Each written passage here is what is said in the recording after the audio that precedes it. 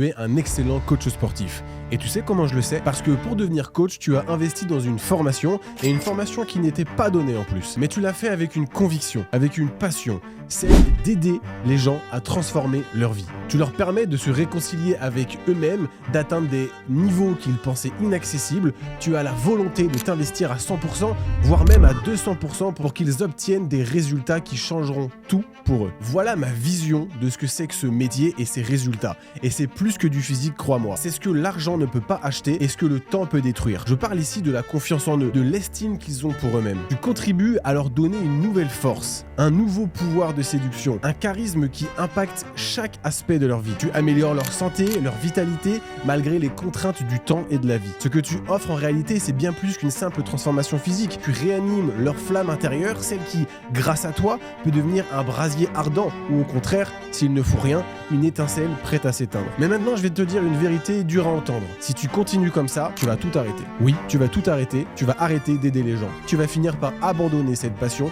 qui te brûle aujourd'hui. Pourquoi? Parce que tu ne vis pas à la hauteur de ta valeur. Et là, tu vas me dire, mais Thomas, c'est faux. Tu vas sûrement te dire aussi, c'est pas possible, c'est une passion, jamais je pourrais arrêter. Vraiment? Alors laisse-moi te poser une question.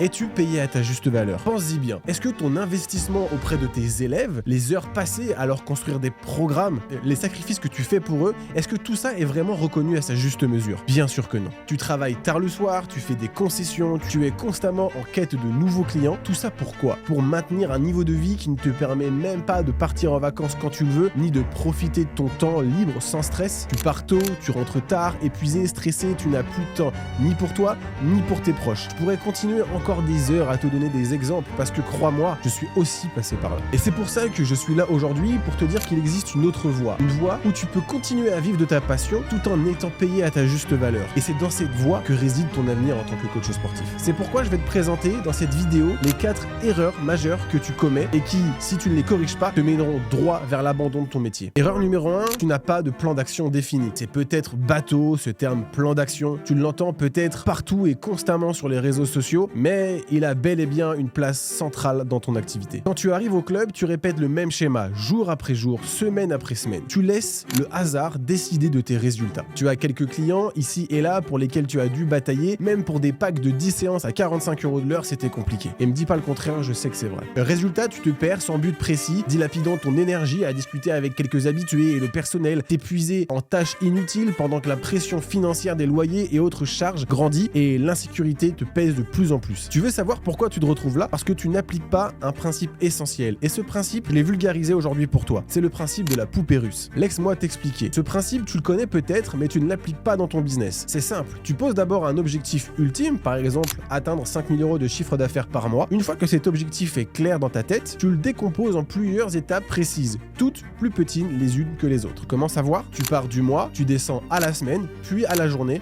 et puis enfin à la matinée jusqu'à arriver à l'heure. Ensuite, sur chaque heure, tu te fixes des standards minimaux à atteindre. Par exemple, combien de prospects dois-tu contacter dans l'heure? Combien de clients dois-tu suivre ou relancer? Une fois que tu as ce process clair, tu te mets à la tâche tout simplement, sans te poser de questions, parce que ce plan détaillé te garantit des résultats rapides. Et c'est comme ça que tu prends le contrôle. Et si tu ne fais pas ça, tu continues à naviguer à vue, sans cap. Et entre toi et moi, tu sais ce qui arrive quand on navigue sans cap? On finit par couler. Alors dis-moi, es-tu prêt à sortir de cette spirale et à enfin reprendre le contrôle de tes journées? Si oui, ça commence là, aujourd'hui, maintenant, à travers cette vidéo. Donc reste bien jusqu'à la fin. Erreur numéro 2, tu disperses ton énergie sur trop de sources de coaching. Imagine-toi courant d'une séance en salle à une à domicile, puis en entreprise et enfin finir en extérieur. Chaque activité demande ton énergie, ton focus. Mais à chaque déplacement, ta batterie intérieure se vide. Tu n'es plus à 100% nulle part, juste à 20% partout. Ta passion pour le coaching en salle, celle qui te fait vibrer, celle qui plus que les autres te promet un avenir stable et serein dans le temps, s'éteint petit à petit. Tu t'épuises et à force, tu abandonnes l'activité qui te demande le plus d'investissement émotionnel. Le coaching en salle, là où tu connectes réellement avec tes clients. C'est la voie rapide vers l'échec car à force de tout vouloir faire, tu finis par tout perdre. Imagine cette batterie d'énergie en toi. Chaque jour, elle s'amenuise parce que tu la divises sur trop de fronts. Et quand tu rentres chez toi, qu'est-ce qu'il reste? Rien. rien, pas d'énergie pour toi, pour ta vie perso. Tu as sacrifié ta passion et ta meilleure opportunité de succès à force de dispersion. Mais attends, tu n'es pas obligé de suivre cette voie. Reviens à l'essentiel, concentre ton énergie sur ce qui te passionne vraiment, là où tu es le meilleur. Oriente ton focus sur la seule activité qui te permettra d'atteindre le niveau et le confort de vie dont tu rêves tant, et donne-toi une vraie chance de réussir. Erreur numéro 3, tu te lances dans le digital sans avoir consolidé ta base. Si tu t'es reconnu dans ce point, c'est parce que tu es un entrepreneur ambitieux. Et c'est naturel de vouloir explorer de nouvelles opportunités. Je suis aussi passé par là. Mais voilà où est le piège. Tu te lances dans le digital sans avoir consolidé ton activité principale, ton coaching en salle. La frustration monte, tu sens que les résultats ne sont pas là et tes attentes, les 5 000 € par mois te paraissent tellement loin. Alors tu te dis, pourquoi ne pas aller en ligne, créer du contenu et élargir ma portée? Après tout, ça a l'air de marcher pour plein de gens. Tu penses même aller chercher rapidement 2 000 € par mois pour t'apporter plus de sécurité. Et je te comprends, c'est excitant, ça te donne l'impression de progresser, d'explorer de nouvelles voies, mais la réalité c'est que tu te disperses encore une fois. Tu passes ton temps à poster sur les réseaux, à filmer des vidéos, à suivre les tendances. Pour quel résultat? Ton énergie est encore divisée. Tu es à 100% nulle part,